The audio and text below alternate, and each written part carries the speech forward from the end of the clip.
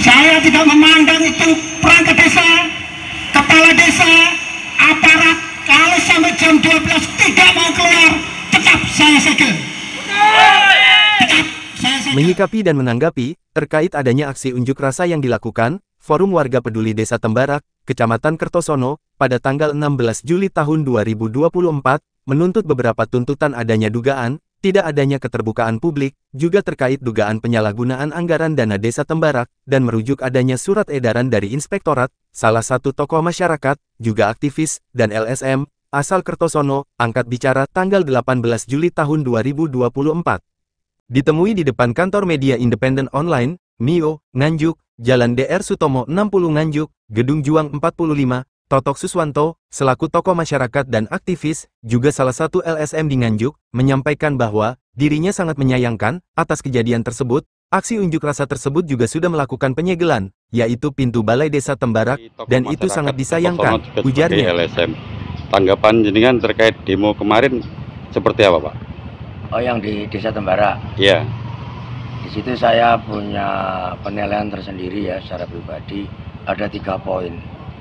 Satu, masyarakat sekarang itu semakin kritis ya untuk menyikapi tentang transparansi atau keterbukaan publik di dalam penggunaan anggaran di desa.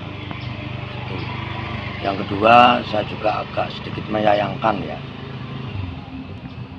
Pada saat demo kemarin itu, setelah audien itu ada penyegelan kantor desa. Nah, kalau menurut pandangan saya, walaupun di desa itu ada oknum, itu kan oknum ya, bukan kantornya. Nah, kantor desa itu marwah sebuah desa, harga diri sebuah desa. Kalau sampai disegel itu saya sayangkan, karena apa? Video, foto, atau berita ya, itu yang melihatkan tidak hanya orang Kertosono, orang Nganjuk, bahkan seluruh Indonesia. Bahkan kalau sampai keluar dari wilayah Nganjuk ini kan saya sayangkan, malu. Nah, yang ketiga, yang pasti tentang hal-hal seperti ini, kalau menurut saya ya harus ada klarifikasi ya, baik dari desa itu sendiri, baik dari kecamatan, mungkin dari PMD ya, atau bisa bupati, untuk memberikan statement bahwa penyegelan kantor desa itu apa hanya cuman seremonia atau hanya cuman 1 jam atau bagaimana. Setidaknya itu, karena sampai saat ini belum ada kejelasan penyegelan kantor desa itu berapa jam atau berapa hari. Sekarang masih disegel, Pak? Kalau informasi sudah dibuka, cuman kan pada saat membukanya itu kan tidak ada foto atau berita. Ini harusnya ada klarifikasi bahwa kantor tersebut sudah dibuka tentang penyegelan kemarin.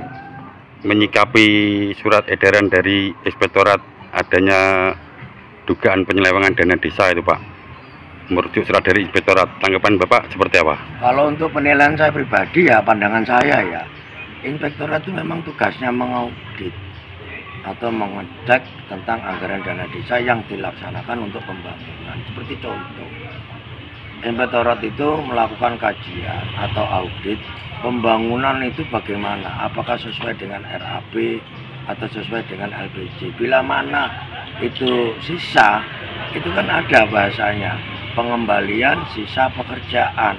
Jadi bukan kategori apa ya, korupsi atau marah, bukan. Jadi memang itu fungsi dan tugasnya Inspektorat. Semua desa harus diperlakukan seperti itu. Apakah pembangunan itu sesuai dengan RAP atau apa. Nah, nanti kalau sisanya kan dikembalikan ke desa, digunakan untuk hal-hal yang lain. Itu menurut pandangan saya loh ya.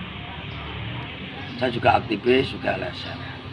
Saya minta ya kepada seluruh kawan-kawan, teman-teman, baik aktivis, LSM, tokoh masyarakat atau apapun, bila mana melakukan apa ya namanya tuntutan ya, aksi demo tentang hal-hal yang bersifat pribadi atau oknum ya, itu saya minta janganlah menyegel kantor.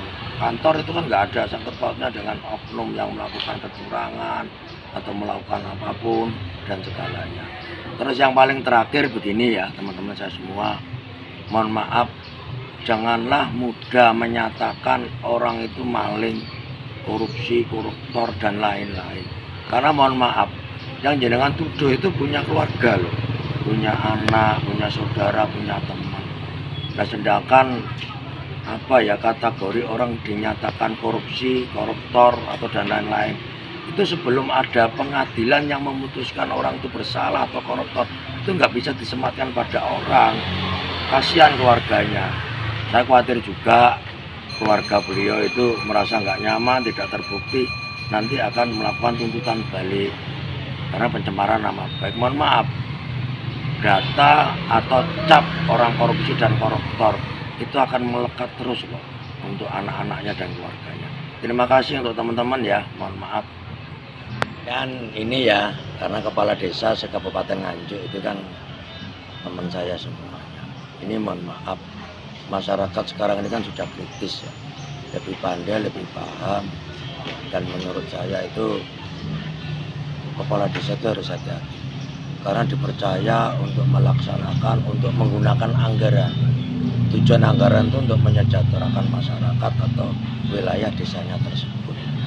Jadi buat teman-teman kepala desa, mohon agak melaksanakan amanah itu yang betul-betul, sehingga tidak akan terjadi seperti yang sudah kita lakukan, apalagi kejadian kemarin di Desa Tembarak, Kecamatan Kertosono.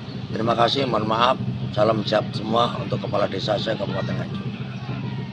Untuk teman-teman ya, aktivis ataupun LSM atau tokoh masyarakat atau masyarakat itu sendiri, kita harus mengakui ya dan harus memahami bahwa negara kita ini negara hukum. Bila mana ada data, ada bukti, laporkan aja ke APH, aparatur penegak hukum, atau ke inspektorat atau di tempat yang lain. Jadi hal-hal seperti ini mari kita kurangi. Kita harus bijak, santun untuk melaksanakan atau memprotes sesuatu hal. Terima kasih. Santoso, dari Nganjuk, Jendela Desa melaporkan.